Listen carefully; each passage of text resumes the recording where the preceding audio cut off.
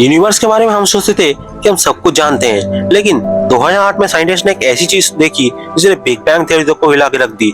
Galaxy से एक तरफ भाग रही है जिससे उन्हें कोई बाहर की ताकत खींच रही हो। अब क्या है वो ताकत, आइए जानते हैं। 2008 के अराउंड नासा के WMAP सैटेलाइट ने देखा कि हजारों गैलेक्सी क्लस्टर्स 600 से 1000 किलोमीटर पर सेकंड की स्पीड से एक ही डायरेक्शन में मूव कर रहे हैं और इस फिनोमिनन को नाम दिया गया डार्क क्लॉक। लेकिन रुक जाओ, गैलेक्सी से एक तरफ आके जा कैसे सकती है? ये तो अलाउड ही नहीं है, क्योंकि बिग बैंग मॉडल के हिसाब से यूनिवर्स हर जगह सेम होना चाहिए।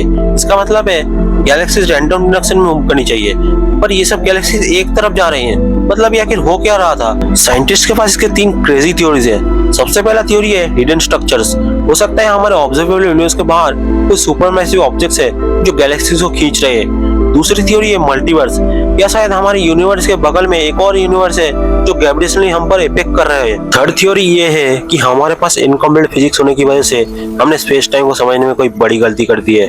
आप लोग भी सोच रहे होंगे, क्या दुनिया में इतनी फिजिक्स होने के बावजूद हमारी फिजिक्स इनकम्प्लीट कैसे? क्योंकि दोस्तों, डार्क क्लॉक एक ऐसी पहेली है जो हमारे बिग बैंग से लेकर कॉस्मिक एक्सपेंशन तक के समझ को चैलेंज करती है। ये हमसे कह रही है कि शायद हमारे फिजिक्स के दायरे के बाहर भी कुछ है, कोई हिडन स्ट्रक्चर, कोई पैरेलल यूनिवर्स, या फिर एक अननोन फोर्स जो हमारे पूरे यूनिवर्स को खींच रही है। 2013 में प्लैंक सैटेलाइट ने इसको कंफर्म करने की कोशिश की, लेकिन अभी तक ये मिस्ट्री सुलझी नहीं है। क्योंकि दोस्तों, ये हमारा अनंत ब्रह्मांड हमारे सोच से भी ज्यादा बड़ा है और ऐसा लगता है जैसे जो कुछ भी बाहर है वो हमसे कुछ कहना चाहते हो। तो तुम्हें क्या लगता है, डार्क क्लॉक का राज क्या हो सकता है? कमेंट में बताओ, और स्पेस के ऐसे ही मिस्ट्रीज जानने के लिए चैनल को सब्सक्राइब करना मत भूलना।